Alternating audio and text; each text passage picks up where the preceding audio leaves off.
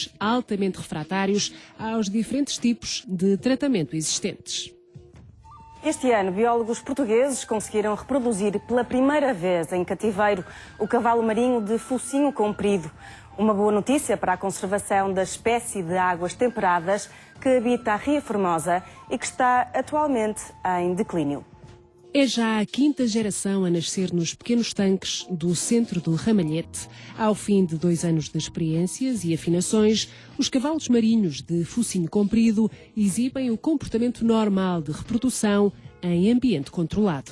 Temos neste momento cerca de 700 animais aqui na sala. Os animais são mais ou menos distribuídos consoante a sua idade. Numa primeira fase são colocados nestes tanques aqui.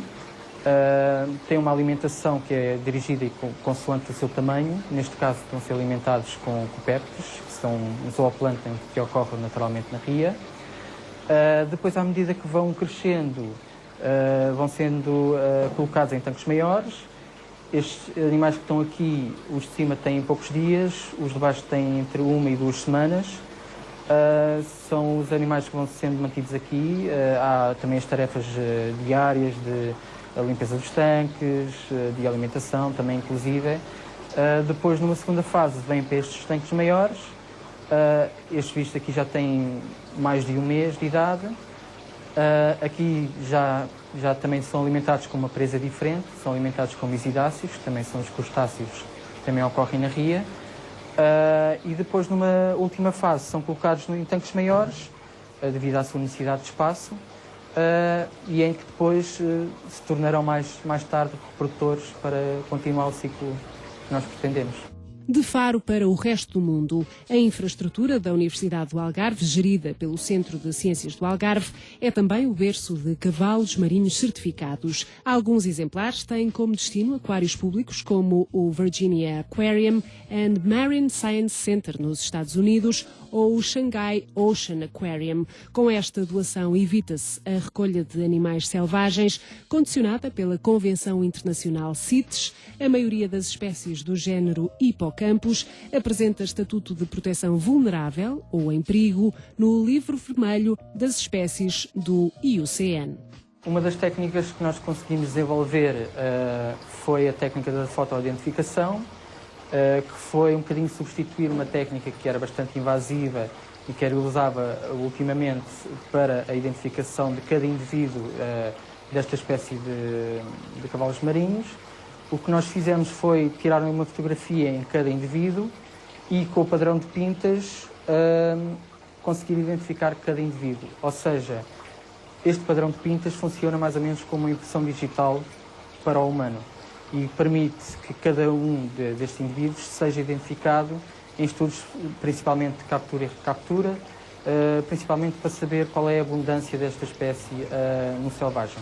Em cativeiro, os jovens e os adultos são a principal ferramenta de 3 linhas de investigação que têm como objetivo repor a população de Hippocampus gutulatus na Ria Formosa. Há uma década, a zona úmida foi identificada como um dos ecossistemas mais importantes para o cavalo marinho, mas entre 2001 e 2005, as densidades elevadas do peixe ósseo deram lugar a um declínio acentuado, na ordem dos 94%. Aqui temos dois indivíduos de cavalo marinho. Temos o macho que está aqui, com a sua bolsa, ou marsúpio, que eu falei há pouco. É aqui nesta bolsa que se dá então a transferência dos ovos, a eclosão dos ovos e depois, por movimentos de bombeamento, os ovos são expelidos para o meio. Do outro lado tenho uma fêmea de cavalo marinho, como podem ver não tem a bolsa, ou marsúpio, que é exclusivo dos machos, e é geralmente um bocadinho mais, de tamanho um bocadinho menor em comparação com o macho. O que acontece na altura da reprodução é que existe uma espécie de dança que é bastante característica nesta espécie e na maioria das espécies de cavalos marinhos. O que acontece é que existe uma sincronização dos animais na coluna d'água. Depois, na altura da transferência dos ovos, eles ficam frente a frente. A fêmea, então, introduz os ovos no marsúpio e depois há a separação dos bichos para continuar então essa tal dança que continua durante algumas horas. É uma espécie muito vulnerável pelas suas características comportamentais, biológicas. Um dos fatores é, portanto, a reduzida mobilidade. Portanto, as barbatanas que o cavalo marinho tem e que são os motores da locomoção, um dos motores da locomoção dos peixes, são de muito pequena dimensão. Por exemplo, o cavalo marinho desloca-se na vertical, não é? Ao contrário da maioria dos peixes que se desloca na horizontal, não é? Segundo o eixo antero-posterior. Portanto, o cavalo marinho está normalmente com esta posição vertical. Não tem barbatana caudal, tem uma barbatana dorsal bastante reduzida, as peitorais também muito reduzidas. Portanto, desloca-se, apesar de poder realizar movimentos com alguma brusquidão, são sempre movimentos de pequena amplitude. E quando os realiza, despende muita energia e depois normalmente isso está associado a períodos de descanso.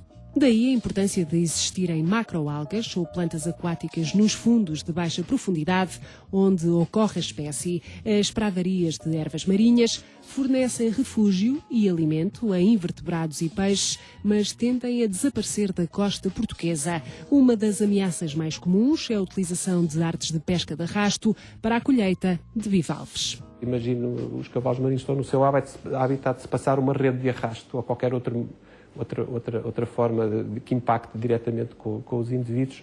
Eles não têm capacidade para se afastar como outros peixes têm, não é? Que rapidamente escapam, porque têm uma capacidade muito forte de acelerar e de escapar. Eles não têm, são muito vulneráveis. Por isso precisam dos tais habitats que lhes confiram, por um lado, proteção e também que forneçam estruturas onde eles se possam fixar, porque eles têm a cauda que normalmente aparece assim com aquele formato enrolado, é chamada cauda priência, porque tem a capacidade de se enrolar em torno de estruturas fixas e é com isso que eles conseguem permanecer no mesmo local. Conseguimos determinar em algumas zonas é que ocorreu alterações naturais, sobretudo nas zonas ao pé das barras, em que houve um grande assoreamento. Esse assoreamento que foi destruir completamente o habitat dos cavalos marinhos, mas aí está, é uma ocorrência natural. E também zonas em que há bastante impacto da ação humana, zonas em que há a ancoragem dos veleiros, sobretudo no verão, e os veleiros ocorrem em grandes densidades, portanto as âncoras vão destruir completamente o habitat dos cavalos marinhos. E por outro lado também existem ações como dragagens, que são pontuais, mas que pretendem manter os canais de navegação, que também podem ser causadores da destruição do habitat. O ruído é uma das componentes que estamos agora a avaliar o efeito potencial que pode ter sobre os indivíduos, porque em determinadas zonas da ria, e particularmente em outros períodos do verão, o tráfego de embarcações é muito intenso e o ruído que provoca debaixo de água, e nós temos essa percepção direta porque fazemos mergulho e apercebemos de facto do ruído que causa a passagem de um barco. Nas áreas de sapal mais afetadas, o grupo de investigação desenvolve medidas de mitigação que permitam a recuperação do biótopo. A monitorização mensal registra a resposta da comunidade de cavalos marinhos às ações implementadas. Foi tentar elaborar o que nós chamamos unidades artificiais de abrigo, que são, no fundo, pequenos recifes, ou unidades recifais, em que se repliquem as condições que nós sabemos que naturalmente são propícias para que os indivíduos tenham boas condições de fixação e de camuflagem. No fundo, são redes com 2 metros de lado, portanto 4 metros quadrados de área, em que nós identificamos as estruturas que são, no fundo, os pedaços de cabo em nylon com determinado comprimento e um determinado diâmetro e uma determinada densidade, que serão propícias ou que fornecerão as melhores condições para os cavalos marinhos se fixarem. Temos, neste momento, 4 zonas onde essas unidades, esses pequenos recifes estão implantados e, de facto, eles apresentaram um grande sucesso, não é? Porque imediatamente, logo no mês a seguir à sua colocação, nós começámos a detectar indivíduos a colonizar essas estruturas e, no máximo, porque também nos estamos a perceber que a variação é sazonal, a abundância varia sazonalmente e agora está a diminuir um pouco, mas no máximo da densidade nós chegámos a ter 13 indivíduos por metro quadrado, que é uma densidade elevadíssima, muito mais elevada do que as maiores densidades que foram detectadas em estudos anteriores no meio natural. Em laboratório fazem-se testes de biologia molecular para apurar se a redução do número de hipocampos gutulatos interfere na variabilidade genética da população. Testes de DNA revelam que a comunidade está saudável e que existe possibilidade de recuperar. Outras ações passam naturalmente pela educação ambiental, porque nós sabemos que há muita gente que gosta de ter o cavalo marinho seco em casa e invernizado, e se nós andarmos por aí vemos que não são assim tão raras as situações em que aparecem esses exemplares. Haver uma educação também a nível dos pescadores, portanto, nós já temos desenvolvido essa ação em Olhão, portanto, e sempre que há pescadores que nas suas redes encontrem os cavalos marinhos, nós tentamos ir lá, quanto mais não seja, para os trazer e depois tentar devolvê-los ao meio natural. Outro fator importante para se considerar o estudo dos cavalos marinhos na Ria Formosa é que eles possam ser apresentados como um emblema que possa alertar a população em geral e as entidades responsáveis, que são diversas.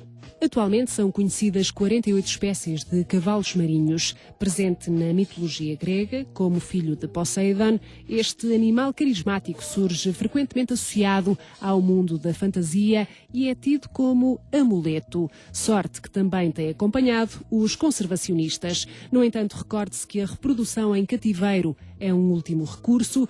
Este peixe tão particular é um indicador do estado dos ecossistemas marinhos, sinal de que é urgente fazer um uso sustentável dos oceanos. Se só agora chegou à nossa companhia, saiba que conhecemos projetos de